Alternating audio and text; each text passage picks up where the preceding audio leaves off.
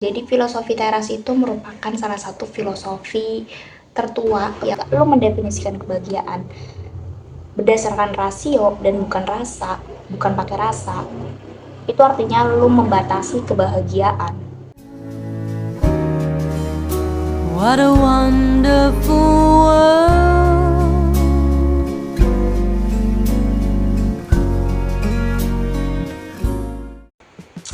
Halo semuanya. Kenalin, nama gue Meta dan di sini gue mau bahas mengenai buku. Ini salah satu buku yang bener-bener powerful banget gitu. I read your books. I read all your books. Banyak banget value yang bisa lo dapetin dari buku ini, dan ini buku yang overrated sebenarnya di Indonesia karena udah banyak yang bahas juga mengenai buku ini, dan buku ini berjudul Filosofi Teras. Yuk kita bahas. Jadi filosofi teras itu merupakan salah satu filosofi tertua yang udah ada sejak 2300 tahun yang lalu, teman-teman. Ini tuh lebih tua daripada kelahiran agama Nasrani, bahkan agama Islam. Dan di buku ini juga dijelasin kalau lahirnya filosofi ini tuh ada di tengah-tengah peperangan. Jadi inilah yang membuat mengapa filosofi ini masih relevan sampai sekarang. Nah, salah satu poin yang menurut gue ini penting dan sampai saat ini tuh gue masih pertahankan gitu. Kunci buat lo yang suka overthinking, bahwa nomor satu, hidup tuh harus selaras dengan alam. Hidup selaras dengan alam itu maksudnya kita itu harus menggunakan nalar kita untuk berpikir, mengelola emosi, dan memanajemen stres kita gitu. Sehingga outputnya itu akan lebih baik daripada ketika lo terlalu overthinking. Ini sebagai penegas aja ya, bahwa berpikir selaras dengan alam ini ada banyak versinya, jadi nggak cuma ada di buku Filosofi Teras. Dan ada salah satu pandangan yang menarik dari Iwayan Mustika. Ini salah satu tokoh seorang dokter ya di Bali yang membuat gue tuh jadi lebih terbuka nih mengenai cara kita dalam mendefinisikan kebahagiaan. Kita sebagai manusia kan pasti punya kebahagiaan kita masing-masing ya. We have our own goals, we have our own destiny gitu ya, yang menarik kita untuk mendapatkan kita punya cita-cita, kita punya mimpi gitu. Dan itulah yang membuat manusia jadi bangkit dan semangat gitu, lebih optimis untuk mengejar mimpi mereka. Tapi yang gak kebanyakan orang tahu gitu, bahwa kebahagiaan itu bisa didefinisikan menjadi dua. Bisa sebagai rasio, bisa sebagai rasa. Maksudnya apa tuh? Jadi sebagai rasio, itu tuh kalau lu mendefinisikan kebahagiaan lu secara rasio, yang artinya lu mengukur kebahagiaan, itu artinya kan lu membatasi kebahagiaan kan. Berbeda halnya ketika kita mendefinisikan kebahagiaan itu sebagai rasa. Karena kalau lo mendefinisikan kebahagiaan sebagai rasa, artinya lo tidak membatasi kebahagiaan. There is no border gitu. Gak ada yang namanya batasan.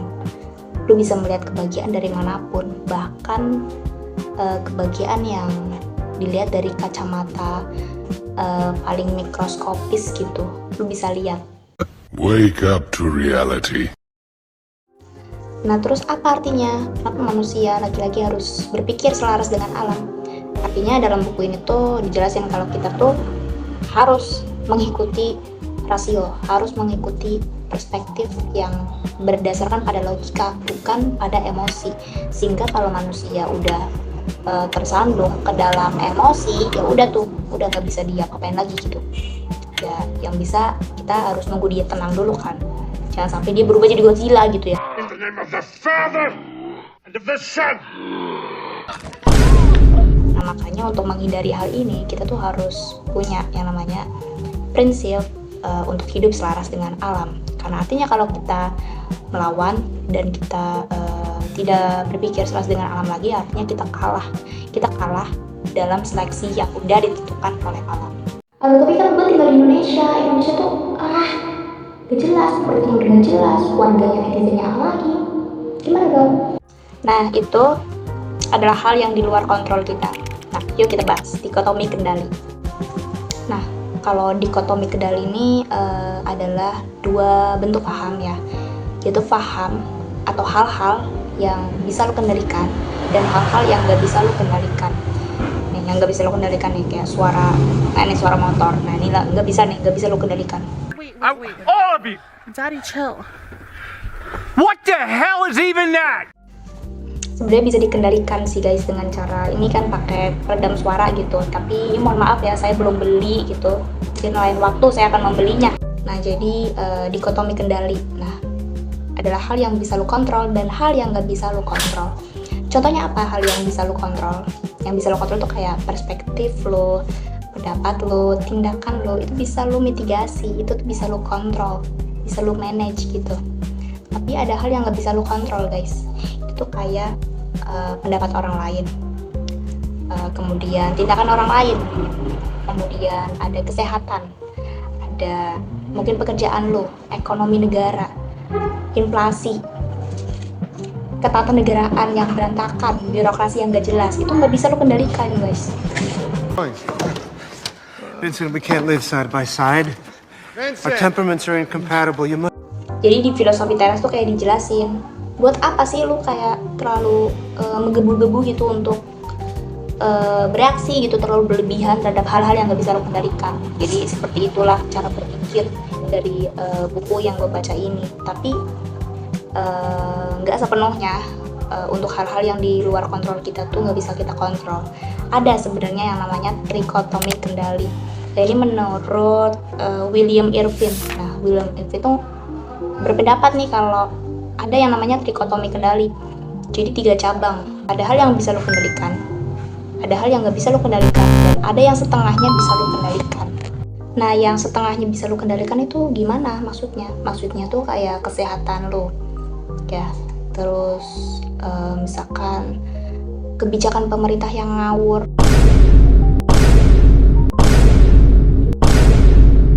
Oh shit, here we go again.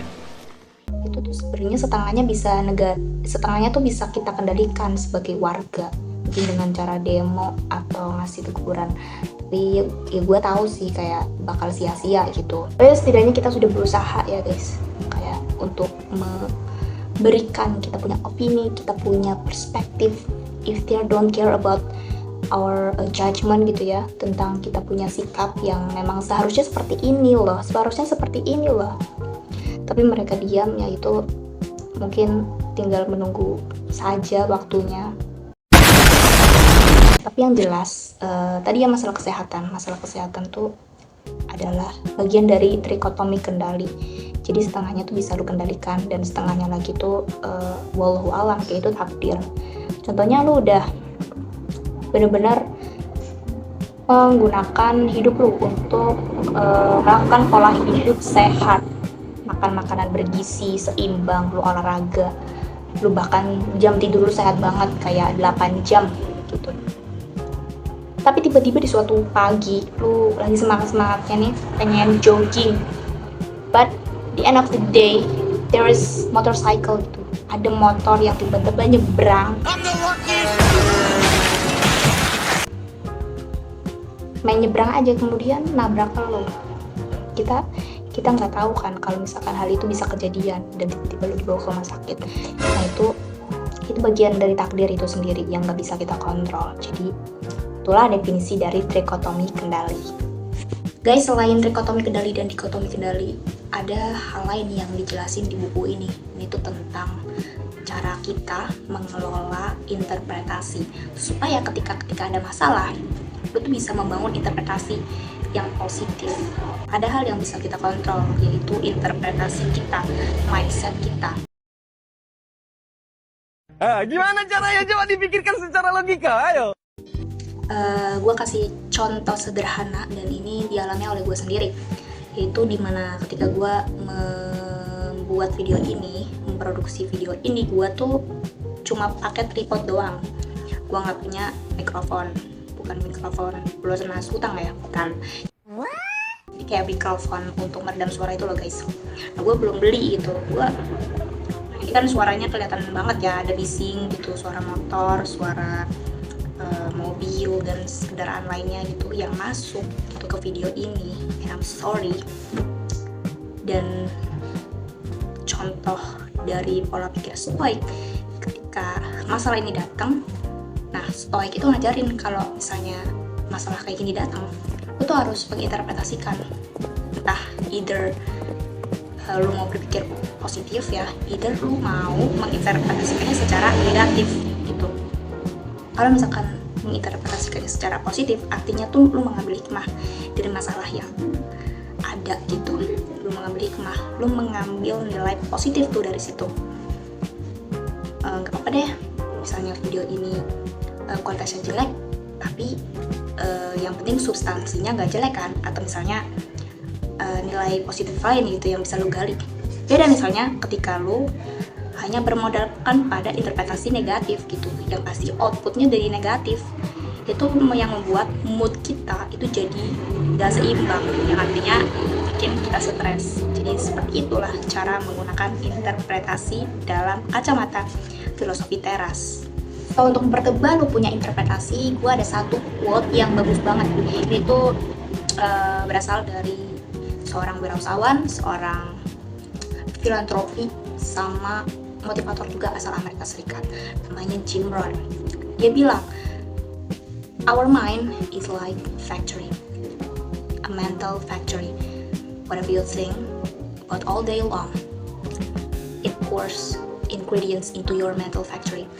Artinya tuh, pikiran kita itu sejatinya adalah seperti perusahaan yang menghasilkan emosi, dan lu bisa memilih, lu tuh mau menghasilkan masalah atau mau menghasilkan solusi dari masalah itu.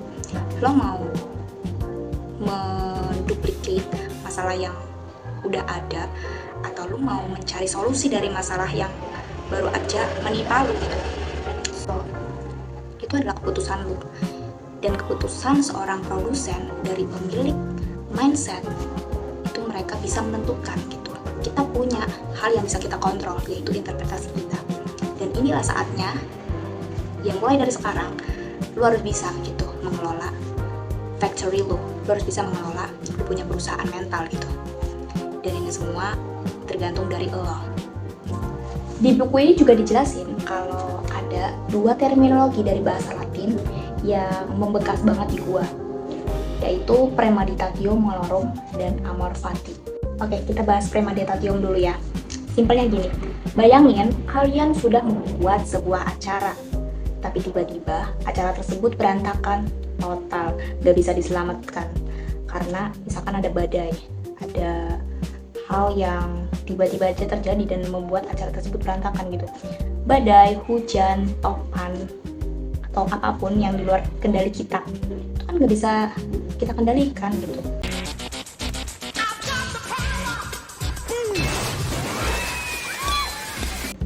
So, poinnya adalah ketika kita itu sudah memikirkan, kita sudah merencanakan kejahatan atau premeditatio malorum, yang artinya itu merencanakan kejahatan. Kita sudah merencanakan nih bad things that could happen gitu in our life, yang memang tiba-tiba datang dan kita nggak tahu kalau hal itu bisa terjadi, tapi tiba-tiba aja itu terjadi gitu.